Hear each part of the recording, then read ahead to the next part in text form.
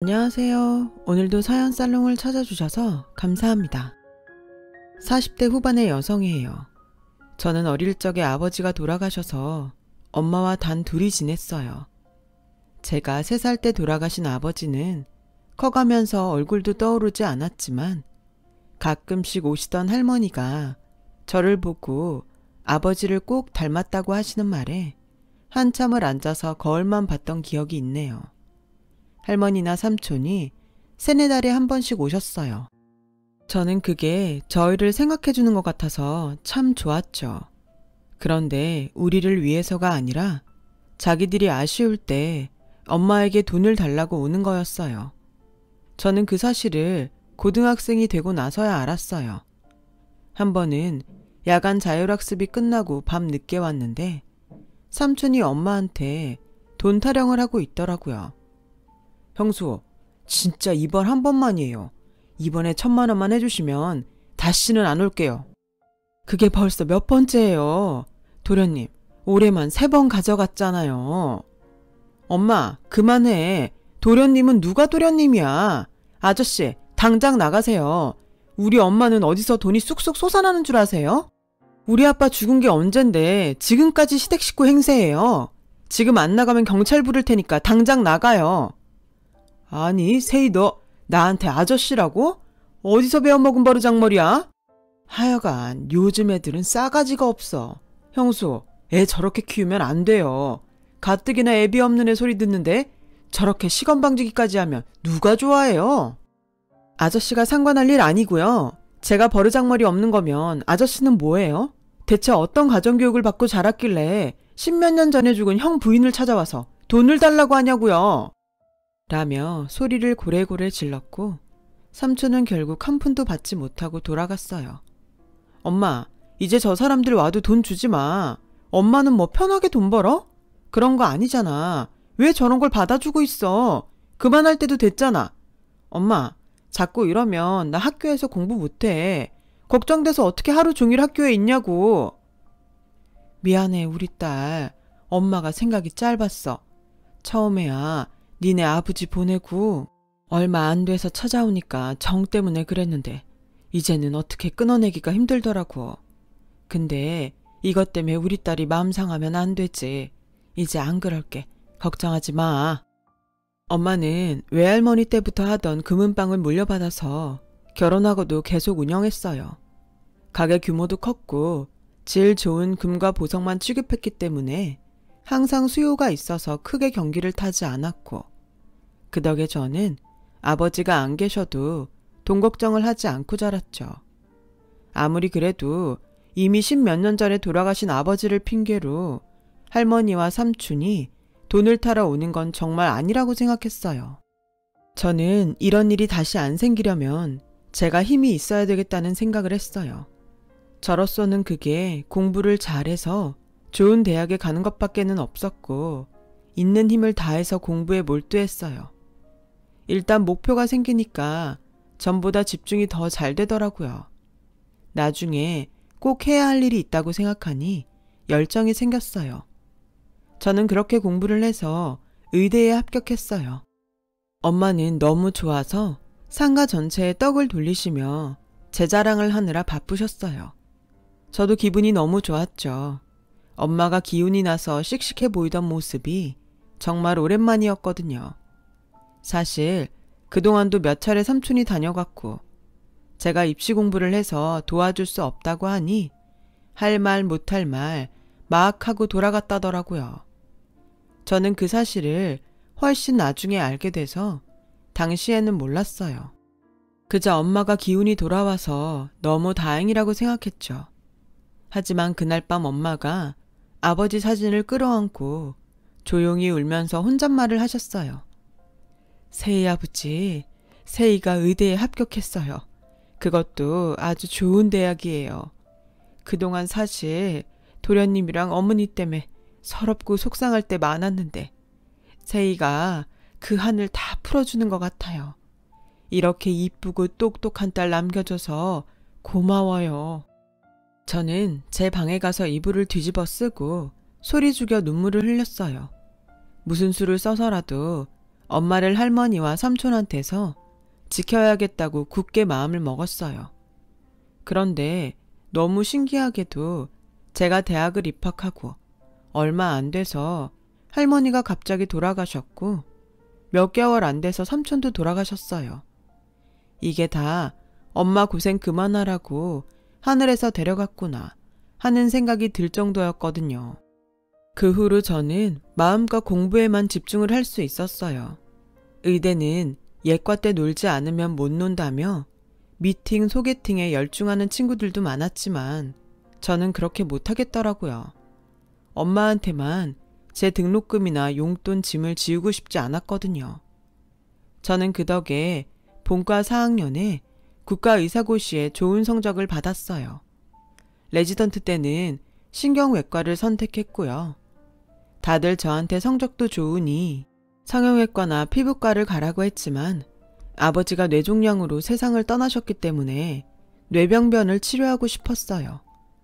물론 힘들고 어렵긴 했지만 아버지처럼 아픈 환자들을 나을 수 있게 해주고 싶다는 염원이 컸어요. 병원에서 밤을 새는 게 일상일 레지던트를 끝내고 나니 저한테 선자리가 들어오더라고요. 그럴 생각 없다는 저한테 엄마는 한 번만 나가보라고 하셨어요. 사실 그동안 너 선보라고 여기저기서 엄청 들어왔었는데 네 공부 방해하고 싶지 않아서 다 거절했었어. 그래도 이번엔 네가 나가봤으면 좋겠네. 우리 상가 2층 아줌마가 소개했는데 정말 괜찮은 자리라 다른 사람한테 주기 아깝다니까 나가봐. 공부만 하느라 연애도 제대로 못 해본 제가 엄마 눈에 너무 안쓰러워 보였던 것 같아요. 저는 엄마 말대로 선을 보러 나갔어요. 남자는 7급 공무원, 일반 행정직이라고 했어요.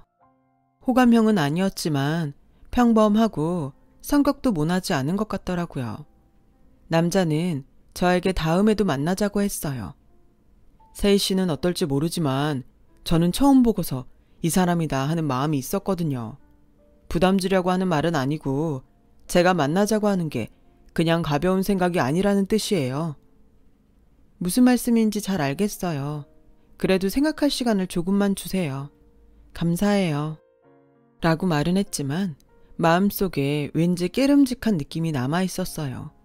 솔직히 제가 한 번에 보고 반할 정도의 외모도 아니고 그런 말을 들을 정도로 꾸미고 나간 것도 아니었거든요. 괜히 경계심이 생겨서 혹시 내 직업 때문에 저러는 건 아닐까? 그런 마음도 들었어요. 하지만 남자는 선을 넘지 않으면서 다정하게 연락을 해주었고 그런 모습이 괜찮아 보여서 만나보기로 했어요. 결혼까지 생각을 했던 건 아니었어요. 3개월쯤 지나고 나서는 남자는 저한테 결혼을 전제로 만나자고 하더라고요. 처음에도 말했지만 저는 세희 씨 봤을 때부터 마음에 뒀어요. 그러니까 세희 씨도 결혼을 생각해줬으면 좋겠어요. 라는데 솔직히 부담이 되더라고요. 그래도 이렇게 나를 좋아해주는 사람을 또 만날 수 있을까 싶은 마음에 다음 주까지 다시 연락을 주겠다고 했어요. 그랬더니 한 주 동안 그 사람이 저한테 연락을 안 하더라고요. 아침 저녁으로 하루 잘 지내라고 하거나 오늘도 수고했다는 그런 연락이 안 오니 허전하기도 하고 쓸쓸했어요. 5일째 되던 날 전화를 해서 남자 뜻대로 하겠다고 했어요. 남자는 너무 좋아하더라고요. 세희 씨 정말 고생 안 시키고 나중에 개원하게 되면 제가 뒷바라지도 다 할게요. 정말 후회 안 하게 잘할게요. 뒷바라지라뇨. 서로가 서로에게 힘이 되어주는 거죠. 그래도 그렇게 말해줘서 고마워요. 저도 잘할게요. 저와 남자는 각자 집에 결혼 얘기를 알렸고 양쪽 집에서는 별다른 반대가 없어서 일도 잘 진행됐어요. 제가 남자 집에 갔을 때 남자 어머니와 여동생 인상도 좋았죠. 상견례 때도 아주 편하지는 않았지만 분위기가 나쁘지는 않았어요. 상견례라는 게 편한 자리는 아니니 그럴 수 있다고 생각했거든요.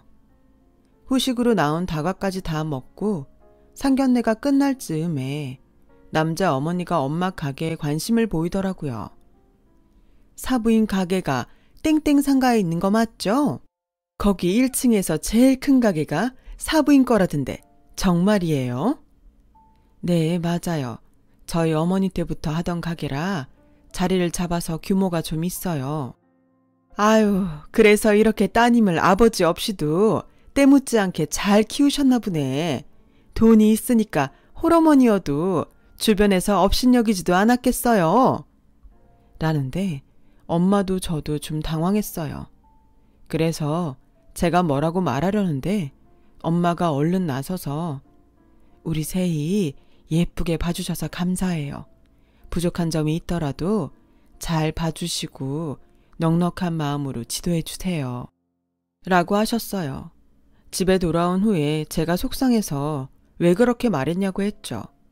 그럼 그 자리에서 싸우니? 어쩌겠어. 사부인 그릇이 그 정도인가 보다 해야지. 2층 아줌마 말로는 경우가 없는 사람은 아닐 거라는데 아무 생각 없이 그런 말 했을 수도 있고 좋은 자리에서 화내는 거 아니야. 라며 저를 다독이셨어요. 그러면서 마음 넓은 사람이 더 다정해야 한다고 하셨고요. 그거야 저도 머리로는 알지만 감정적으로는 잘 되지 않더라고요. 남자도 저를 만나서 그 일에 대해서는 아무 말도 하지 않길래 정말 그냥 생각 없이 말했구나 싶더라고요. 근데 시간이 지나면 지날수록 저런 말을 아무 생각 없이 하면 안 되는 거 아닌가? 그런 마음이 들기 시작했어요. 남자 어머니가 예단으로 요구한 것들이 다 너무 비싼 명품에 값 나가는 거라서 이 결혼을 꼭 해야 하는지 망설여졌어요. 남자에게도 조심스럽게 예단이 다 너무 비싼 것들 뿐이라고 했죠. 나도 아는데 엄마가 꼭 원하시는 것 같아. 그리고 주변에서도 그러더라. 결혼할 때 명품 마련하지 살면서 언제 하냐고. 원래 결혼식에는 돈 팍팍 쓰는 거래. 라는데 그 돈을 저희 집에서만 써야 된다는 게 문제였어요. 제 마음은 전혀 모르고 그저 들떠서 신혼여행지는 생각했냐, 아파트는 어디쯤에 얻을 생각이냐, 그런 말만 하더라고요. 그런 남자에게 점점 회의를 느끼기 시작했고요. 안 좋은 마음으로 집에 왔는데 엄마가 방에서 누구랑 전화 통화를 하시더라고요. 아니, 내가 자기 말을 못 믿는 건 아니야. 근데 그래도 이건 너무하잖아. 다짜고짜 찾아와서 제일 비싼 걸로 몇 가지를 가져갔나 몰라. 나 몰래 가져간 것도 있어. 그래, 알았어. 자기 탓하는 거 아니야. 그냥 그 사람들에 대해 내가 알아야 될 게 있으면 얘기해줘. 그래? 정확히는 몰라도 이게 남자 어머니 얘기라는 건 직감적으로 알겠더라고요. 저는 다음날 남자를 만나서 단도직입적으로 물어봤어요. 혹시 성철 씨, 어머니 우리 엄마 가게에 다녀가셨어? 그냥 좀 확인하고 싶은 게 있어서 물어보는 거야. 아, 어제 낮에 다녀오셨대. 우리 성은이 소개팅하러 나가는데 아무렇게나 해서 내보내기 싫다고. 근데 장모님이 진짜 최고급으로만 골라주셨다던데?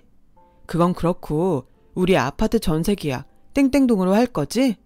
나 거기에서 살 거라고 우리 부서 사람들한테 다 얘기했는데. 아니 고작 소개팅을 나가는데 최고급으로 꾸미고 나가야 돼? 너무 오버한다 진짜. 그리고 그거 아무래도 성철씨 어머니가 그냥 마음대로 가져가신 것 같은데 그건 아니지. 성철씨가 어머니한테 그건 실수하신 것 같다고 말씀드려. 아파트 얘기도 나와서 말인데 전세금 반반씩 해. 아니면 나 못해. 그러자 남자 인상이 확 굳더라고요. 원래 집은 남자가 하는 건데 너네 보고 하라고 해서 기분 나쁜 거야? 내가 공무원 합격한 지 얼마 안 돼서 돈이 부족하다고 양해 구한 거고 다 끝난 거 아니야? 처음에는 그럴 수도 있다고 생각했는데 아무리 생각해도 아닌 것 같아서 집을 남자 보고 다 하라는 것도 난 부당하다고 생각해. 어차피 같이 살 집이잖아. 그러면 반반씩 하는 게 맞는 것 같아. 전세자금 반도 못 될 정도로 돈이 부족한 건 아니잖아. 성철 씨가 신혼여행으로 가자고 하는 곳들 엄청 돈 드는 데야. 거기 다 포기하고 예단에 들어갈 거 조금 포기하면 전세자금 보탤 수 있지 않아? 그렇게 하자. 라며 강하게 밀어붙였어요. 남자는 인상을 박박 쓰며 생각해 보겠다고 하더군요. 그런데 다음날 남자 어머니가 병원으로 절 찾아왔더라고요. 아파트 전셋값 반반하자고 했다며? 전에도 얘기했는데 우리 성철이가 공무원 합격하고 일한 게 1년이 아직 안 됐어. 그래서 너네 쪽에서 하기로 했잖아. 이제 와서 말을 바꾸면 어떡해? 저도 성철 씨가 정말 돈이 없으니까 그러나 보다 했는데요. 신혼여행지도 그렇고 예단도 그렇고 너무 비싼 것만 찾잖아요. 그런 거 보면 돈이 아주 없진 않겠다 싶어서 돈 아껴서 전세자금 같이 마련하자는 거였어요. 신혼여행도 예단도 지나가면 다 그만인 거잖아요. 그런 거에 돈을 쓰느니 계속 살 집에 쓰는 게 낫겠다고 생각했어요. 그건 네가 여자니까 신혼여행이나 예물 좋은 걸로 쓰고 싶겠다 하는 마음에서 우리 성철이가 특별히 신경 쓴 거야. 아니 너는 어쩌면 그렇게 평범하질 못하니? 보통은 신혼여행 특별한 데 가고 예물 좋은 거 받고 싶은 게 여자 아니야? 물론 저도 좋은 데 가면 좋죠. 하지만 그것도 형편대로 해야 되잖아요. 집이냐 신혼여행과 예물이냐 그걸 놓고 보면 저는 당연히 집에 투자해야 된다고 생각해요. 너는 무슨 애가 이렇게 재미없는지 모르겠다. 네가 잘 벌잖아. 그럼 네가 좀 더 써도 되고 그걸 그렇게 딱딱 반씩 나눠야겠어? 저 아직 펠로우예요. 저도 지금까지 계속 공부하느라 돈이 많이 없어요. 그리고 저는 곧 가봐야 해서 얘기를 거기서 끝냈어요.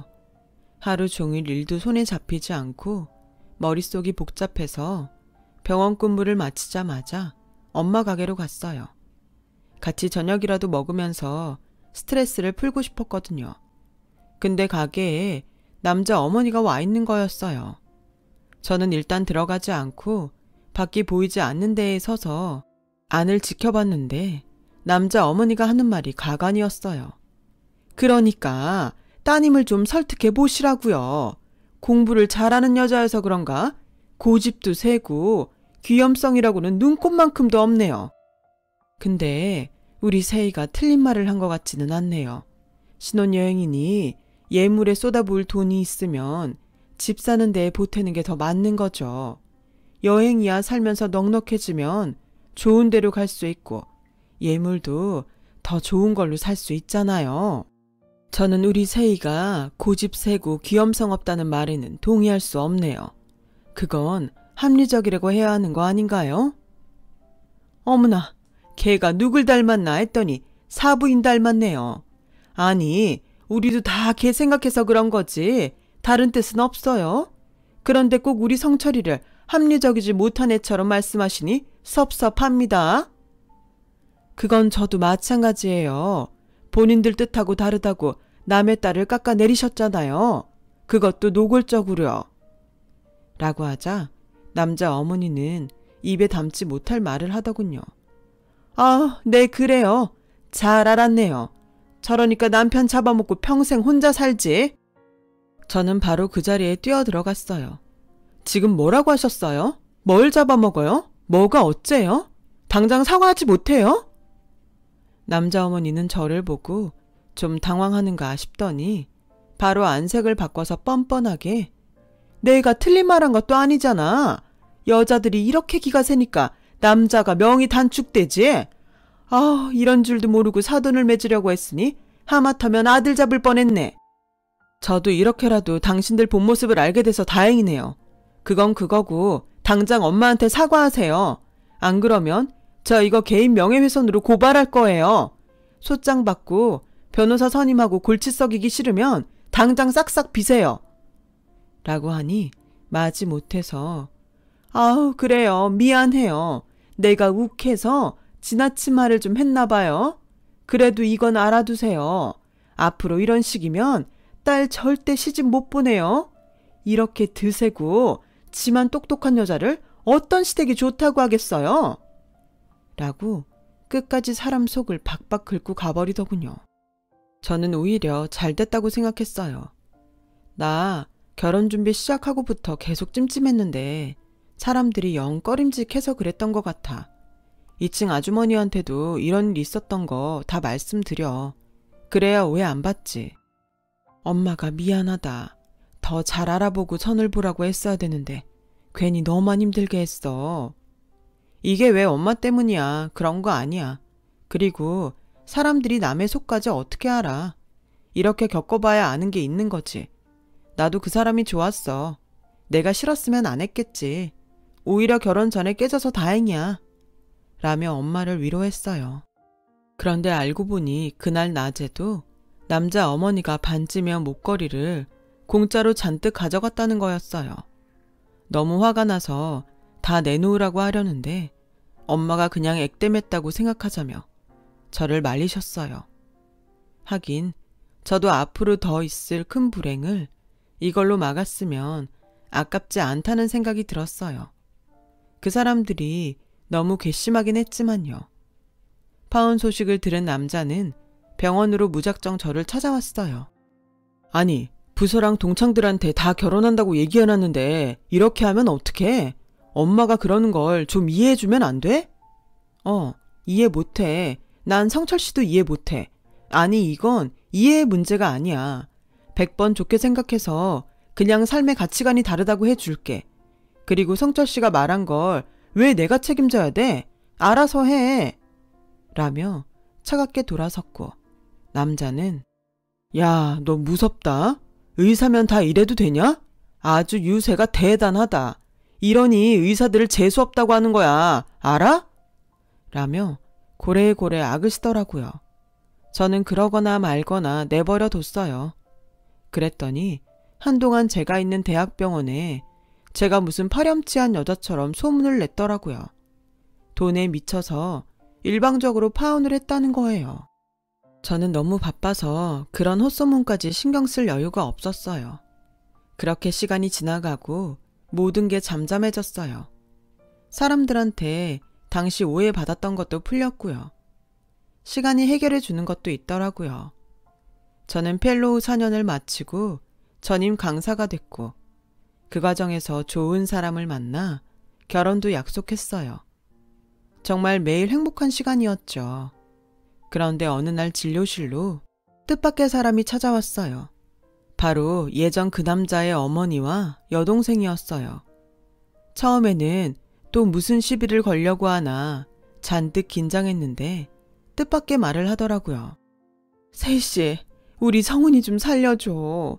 성은이가 그래픽 디자이너로 일을 하는데 맨날 야근하고 스트레스를 많이 받더니 글쎄 뇌종양이라지 뭐야. 제발 부탁이야. 저는 너무 놀라서 뭐라고 말을 해야 좋을지 몰랐어요. 그러자 남자 어머니는 바닥에 무릎을 꿇는 거였어요. 제발 이렇게 부탁드려요. 우리 딸 이렇게 되고 나니 생각나는 사람이 선생님밖에 없었어요. 다들 의사라지만 누굴 믿겠어요. 제발 우리 딸 좀 살려주세요. 선생님, 제가 다 잘못했어요. 일어나세요. 일단 우리 병원에서 필요한 검사들이 있으니까 그거 먼저 하고 다시 얘기하시죠. 라고 하자 여동생도 고맙다고 눈물을 흘리더라고요. 남자 어머니는 제 손을 붙잡고 연신 제발 살려달라고 하는데 정말 마음이 안 좋았어요. 두 사람이 돌아간 뒤에 간호사 한 명이 저 사람들은 아니에요? 선생님 병원에 헛소문 퍼뜨린 거요. 저런 사람들을 어떻게 진료해요? 그냥 다른 병원으로 보내셔도 되잖아요. 나는 의사잖아. 어떤 환자라도 편견 없이 진료해야 맞는 거야. 사람은 살리고 봐야지. 선생님은 참 속도 좋으세요. 라며 저를 딱하다는 듯 쳐다봤지만 저는 진심이었어요. 의사는 아픈 환자를 진료해야죠. 검사 결과가 나오고 남자 여동생 진료 날이 됐고 또다시 두 사람이 같이 왔어요. 이 종양은 수술을 해야 되고요. 깊은 부위에 있기 때문에 특수한 틀을 부착해서 하게 될 거예요. 정상 뇌조직 손상을 최대한 줄이기 위해서 레이저 장비를 사용할 거니까 크게 걱정하지 않으셔도 돼요. 수술을 하면 우리 성은이 괜찮아질 수 있는 건가요? 종양을 제거하고 조직 검사를 해야 정확한 건 알 수 있어요. 수술하고 다시 얘기하죠. 라고 하자 남자 어머니는 제 손을 꽉 잡으며 잘 좀 부탁드려요 선생님. 꼭 좀요. 라며 계속 사정을 했어요. 수술 날에는 남자도 왔더라고요. 그 사람은 제 얼굴을 제대로 보지도 못하고 고개를 딴 데로 돌리고 서 있었어요. 저는 별말 없이 수술실로 들어갔고 남자 어머니는 끝까지 제 뒤에서 고개를 숙이며 잘 부탁한다고 했어요. 오랜 시간 끝에 수술을 마쳤고 다행히 깔끔하게 제거됐어요. 나중에 크게 문제가 될 것도 보이지 않았고요. 한동안 약물 치료를 받아야 했지만 경과가 좋았어요. 남자는 그제야 제 앞에서 고개를 푹 숙였어요. 그때는 정말 미안했습니다. 제가 큰 실수를 했어요. 다 지나간 일이니까 이제 서로 있죠. 동생분 치료 마칠 때까지는 최선을 다할게요. 라고 했고 저는 그 말대로 퇴원할 때까지 남자의 여동생을 정성껏 돌봤어요. 여동생이 퇴원을 하고 얼마 지나지 않아 남자가 찾아왔어요.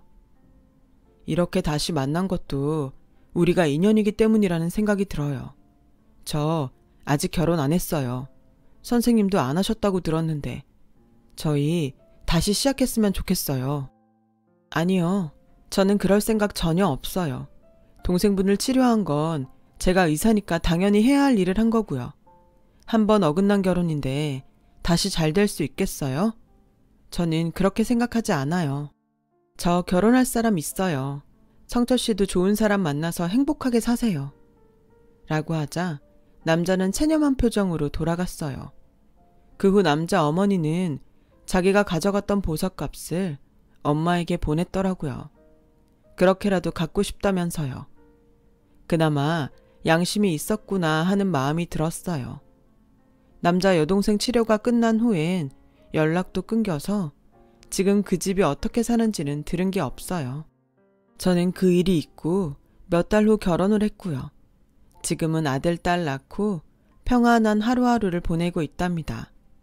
엄마도 아직 정정하시고요. 살다 보니까 정말 뜻하지 않은 인연도 마주하게 되고 그 인연이 좋지 않은 방향으로 흐를 때도 있더군요. 그럴 땐 정말 내가 어떻게 살아왔는지가 중요해지는 것 같더군요. 저는 저의 이런 평범한 생활들에 매일 감사하며 잘 지내고 있어요. 지금의 이런 생활들을 끝까지 지켜가기 위해 오늘도 열심히 살아보려 합니다. 제 얘기 들어주신 분들 모두 행복하시고 특히나 건강하셨으면 좋겠어요. 여러분, 사연 댓글에 응원과 현명한 조언 부탁드려요. 좋아요와 구독은 저에게 큰 힘이 됩니다. 오늘도 좋은 일 가득하세요.